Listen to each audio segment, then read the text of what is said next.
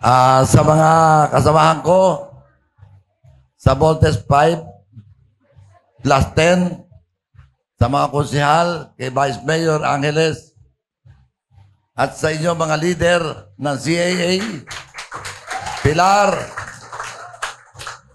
isang magandang hapon po ang ipinaabot ko sa inyo.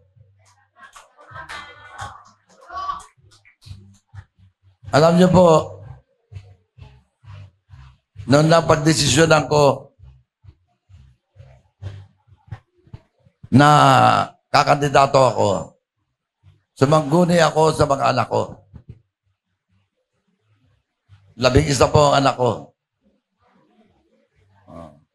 Lahat po sila mga tapos na. Meron ako anak na piloto, may mga inhinyero. Ang sabi niya sa akin ng mga anak ko, Tay, 74 ka na. Huwag ka nang lumaban. Marami ka naman nang nagawa para sa bayan. Tay, ang dami mong inaasikaso. Meron kang construction company na nasa 500 ang tao mo. Meron kang malaki resort. Wala ka ng oras. Pero, ang sabi ko, siguro ito ang huling misyon na binibigay sa akin ng Diyos. Totoo po. Nasa 20 barangay chairman dito sa Las Piñas, wala po akong kakilala kahit isa. At sa mahigit 100 na mga kagawad, wala rin po akong kilala. Kundi isa lamang, yung kagawad po dito sa BF Resort.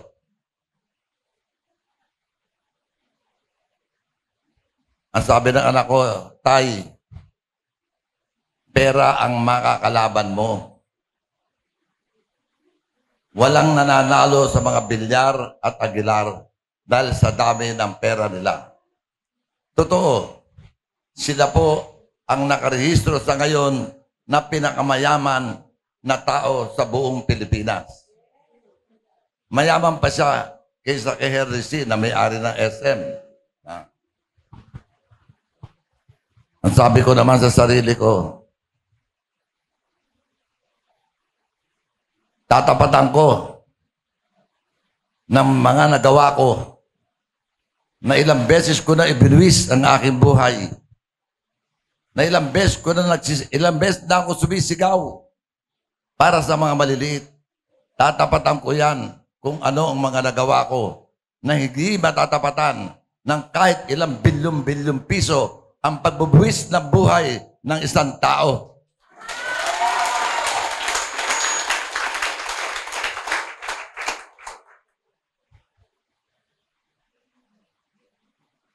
Nung nag-file po ako ng candidacy ko, October 7, pumunta na ako. Ang kasama ko lamang po ay ang aking may bahay. Nakita ko, punong-puno. Ganito pala ang pagpapile dito ng candidacy. May tangay na 5,000, may 2,000 tao. At may mga uniforme. Hindi na ako nakasigit.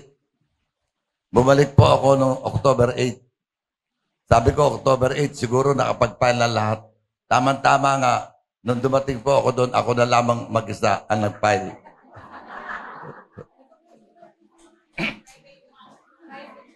Nung nagpa-file po ako,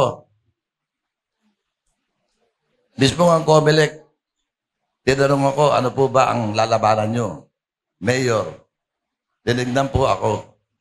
Medyo natawa. Sa loob-loob ko, siguro ang iniisip nito, sira ulo ko. Nung napirapan ko na po yun, meron palang pinipicturan para magpakita ka sa tao na hawak mo yung COC. Yung mga napakaligod sa akin doon, nagtatawanan. Sabi ko, nakakadismaya naman. Pero, ako noon ay nag-iisa.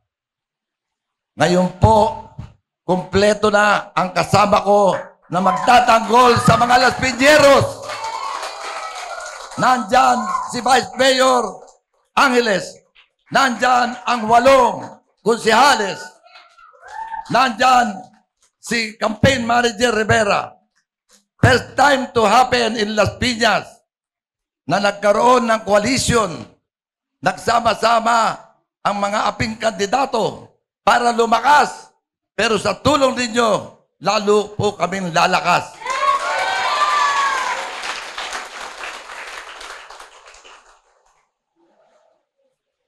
Merong isang leader na unang-una ko nakaharap. LP. Pinakilala sa akin. Siya malalapitan mo na LP campaign chairperson ng LP dito. Nandito po siya, kumakain sila. Nung nakaharap ko, kayo po ba si John Ducat? Opo. Bakit po kayo kumakandidato?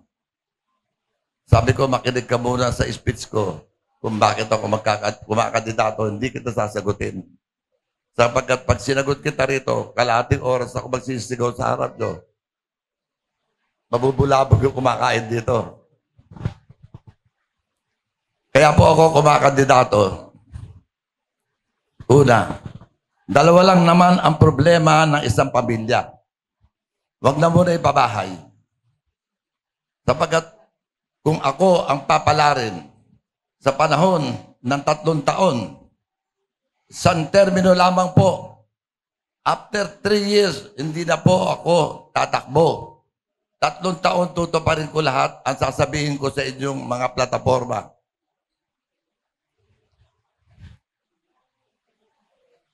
Dalawa lamang po ang problema ng isang pamilya. Una, hospital. Pangalawa, pag-aaral o edukasyon. Marami pong lumalapit sa akin, halos araw-araw. Kahapon lamang po meron dito. Nalupit sa akin, 20 araw na raw na nakaburo lang anak niya. Hindi pa nabibigyan ng perpetual ng death certificate, kaya hindi mailibing. Ang sabi ko, kailangan mo tulong. Pero, sabi po niya, maglumalakad na po ng death certificate, makukuha po yata ngayon. Ililibing nila ngayong araw. So, nagbigay na lamang po ako ng konting tulong. Binigyan ko ng 3,000 piso. Magkano ba kulang nyo? 5,000 piso, ang sabi yata. O ito, 2,000 na lang ang problema mo. Siguro naman, maililibing na yan. Total, palahon naman na eleksyon. Kung tama yung mga politiko, nagbibigay yan sa ngayon. Sa 2 problema, kahit ako, hindi naman po ako nagyayabang. Resort owner po ako. Pinakamalaki resort sa Cavite. Kung tingnan nyo ang KMJS, ando doon na po, nilagay na ni Jessica So ang istorya ng buhay ko. Nagbula lamang po ako sa squatter. Nakatulad ninyo na nasa depressed area. Pinanganak ako sa depressed area din po. Kung meron tayong ospital, libre ang lahat. Ang plano kong pagpapatayo ng ospital, mas malaki pa sa St. Luke. Libre gamot, libre MRI, libre CT scan, libre X-ray, libre to the echo. Wala kayong magiging problema. Sa unang taon pa lamang po, kaya kong gawin yan. Alam po ninyo, 45 years na ako kontraktor. Licensed contractor po ako. Ang mga naging project ko, bilyon-bilyon piso na rin po. Kung papalarin, sa loob ng 1 taon, maitatayo ko ang ospital. Kaya, yung mga bagong panganak o mga anak na nanay, libre ang pagpapanganak sa kanila. Pag lumaki na, nursery, kindergarten, libre sa university pagtatayo ko. mag-elementary, mag-high school, magko-kolehiyo, libre. Ang tanungin nyo sa akin, paano mo naman magagawa yan? Baka naman bola lang yan. Alam po ninyo, ang Las Piñas City ay mayroon 3 bilyon tira o income sa loob ng 1 taon. Ang 1 bilyong university, napakalaki na po niyan. Ang 1 bilyong hospital, napakalaki na po niyan. Lalo na pagkasundoan naming ng aking mga kasama, ng aking mga konsyal at vice mayor, na kapag tayo ang naupo, walang SOP. Bawal ang SOP. Alam po ba nyo ang SOP? Alam nyo, sa bawat isang proyekto ni Mayor, nagpatayo ng isang eskwelahan, meron po yan SOP na 30 to 40%. 40%. Kaya kung ang university patatayo natin, ang hospital na ipatayo natin ay 1 bilyon. Kung sila ang gagawa, 400 million po goes to the pocket of the mayor and their councilor. Totoo po yan. Hindi lamang dito sa Las Piñas nangyayari yan.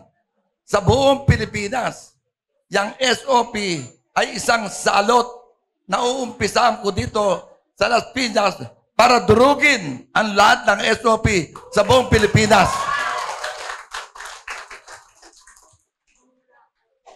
Bukod pa po sa SOP 40%, i-administrasyon natin ang pagpapagawa ng university at ng hospital. Wala tayong kukuning kontraktor.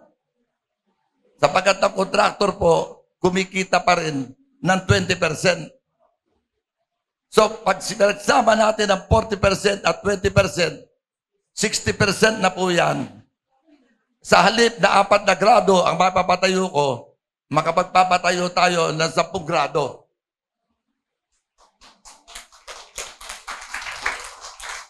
I-administrasyon natin yan. Ang pagpapagawa ng proyekto kong ito ay pangangasiwaan na meron po tayong building official, mga engineer. Kukuha rin po tayo ng mga volunteer na Las Piñeros, na mga ihinyero.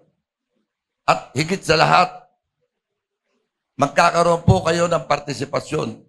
Yung mga accountant o CPA, magkakaroon po tayo ng transparency sa pagpapagawa. Papayagan ko na ang mga taga-Las Piñeros busisiin ang mga nagagastos ng proyekto. At higit pa po dyan, dito maraming skilled, maraming trabahador sa construction. Ang gagawa ng university at ng hospital ay mga taga-Las Piñeros din. Yung mga nasa depressed area na walang trabaho, magkakaroon ng trabaho. Sa ngayon po, ang pasweldo ko sa labor, alam nyo labor, helper, 600.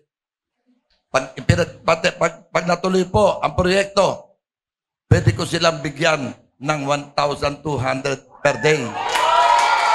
Bakit? Bakit kaya? Niloloko mo kami, dukat. Yung 20% ng profit ng contractor, ibibigay ko sa kanila eh. Ang 20% po, 200 million yan ng 1 bilyong piso. Sapat para kumita ang mga Las Piñeros na skilled ng higit sa 1,000 piso. Mas malaki pa sa sweldo ng isang teller sa bangko ang tatanggapin nila.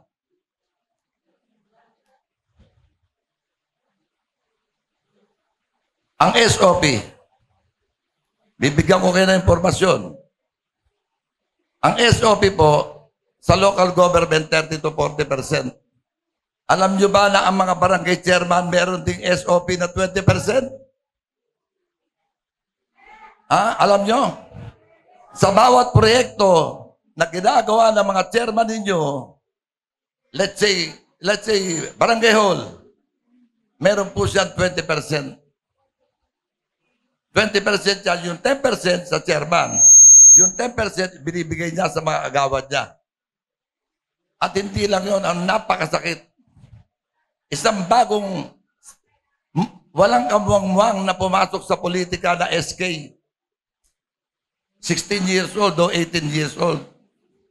Sa umpisa ng pagpasok niya sa politika, natututo na rin siya magnakaw. Sapagkat ang SK, meron din pong komisyon, SOP na 10% sa bawat proyekto.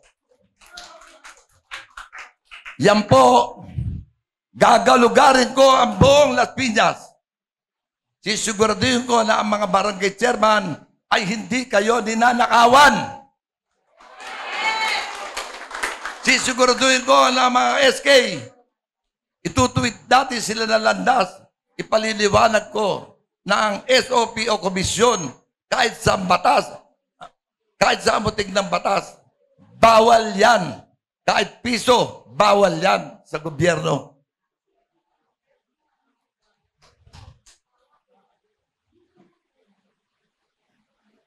Nakalagay po rito. Kanina nakikita nyo. A terrorist or a hero. Ano po ang palagay ninyo sa akin? Ako po ba'y terorista? Terorista po ba ang pinaglalaban ang kapakanan ng sambayan ng Pilipino at ang kanyang mamamayan? Sagot nga po. Terorista po ba? Nung mula sa Nueva Ecija hanggang Malacanang, tumaas ang presyo ng bigas. Kayo, yung mga tatanda, mga may edad na, pumipila kayo na para kayong busabot, makakuha lamang kayo ng 2 kilo. Dahil ang bigas, kinontrol ng rice cutter ng mga Chinese. Terorista po ba yun? Terorista po ba na umakit ako sa Welcome Rotonda at ang sinigaw ko, huwag niyong iboboto ang kandidatong inchik. Ito'y Pilipinas. Dapat Pilipino ang mga ngasiwa sa atin. Terorista po ba yun? Nang-hostage ako ng estudyante ko. Alam po ba nyo, yung bus daycare center ko, 2 dekada na yan. 20 taon na po. Ang napag-graduate ko, ayos sa mga teacher ko, 26,000 na. At hanggang ngayon, may pagyayabang ko, buhay pa po yan. Ang masakit, yan ang nag-udyok sa akin upang mag-hostage. Ang napakasakit. Ang kaya ko lang ibigay sa inyong edukasyon ay hanggang kindergarten lamang. Paano ang pag-aaral nyo ng elementary, high school at college? Siguro, kailangan ko nang dagundungin ang gobyerno. Dagundungin na marinig nila ang pangangailangan ng mga maliliit. Pero, pumasok lang sa kanang tenga, lumabas sa kaliwang tenga ang sigaw ko noon sa Liwasang Bonifacio. Terorista raw po ako, yung iba nagsasabi.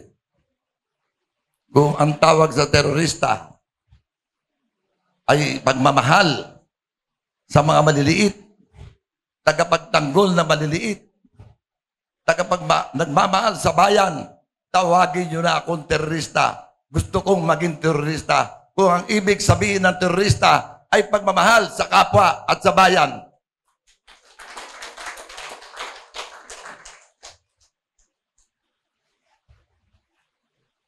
Isang termino lamang po, 3 taon. Kung gusto nyo akong maging mayor, tulungan ninyo ako. Tulungan ninyo ako dahil hindi ako ordinaryong kandidato. Hindi ako bilyar. Hindi ako Aguilar na magbibigay sa inyo ng 3,000, 2,000, 5,000 para mag-leader. At hindi ko rin po gagawin yun. Meron akong pambigay. Bilyon din naman ang halaga na resort ko. Pero hindi ko po gagawin. Hindi ko babayaran ang tangal ninyo para igapang. Pagsabihin na iboto nyo ako. hindi ko wawasakin ang prinsipyo ko na hindi ako gagastos sa kandidatura kong ito. Pagkain, okay. Pero yung pasobre, 5,000, 3,000, hindi ko po gagawin. Pag ginawa ko yan, pinagastos ninyo ko ng 50 milyon, hindi ko na po pwedeng tanggalin ang SOP sa administrasyon ni Ducat, sa administrasyon ni Vice Mayor Angeles at ng mga konsehala ko. Hindi na po. Kailangan may SOP na kami para mabawi namin ang nagastos namin.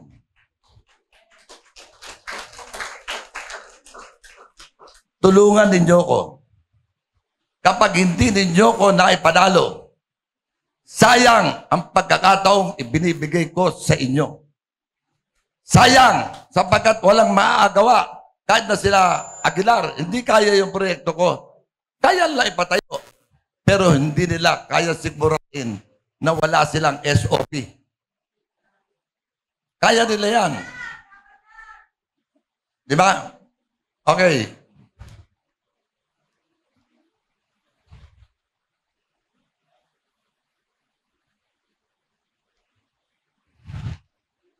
Kaya nila ipagpatayo kayo ng ospital na mas malaki pa sa pinaplano ko. Pero hindi nila kaya na hindi tumanggap ng SOP. Kaya kaming grupo ng Voltes 5+5 na pagkasunduan namin, ang sabi ko sa kanila, kapag merong ng SOP sa inyo ng urap, didemanda ko kayo, ipakukulong ko kayo. At kung ako naman ay nangurap, nagnakaw, idemanda nyo rin ako, ipakulong ninyo ako. Kaya, isang mensahe po na zero corruption, zero SOP. Yun po ang plataforma ko na naihahain ko sa inyo. Maraming salamat po. Mabuhay po kay lahat. Pagpalain tayo ng poong may kapal. Salamat po. Mabuhay po.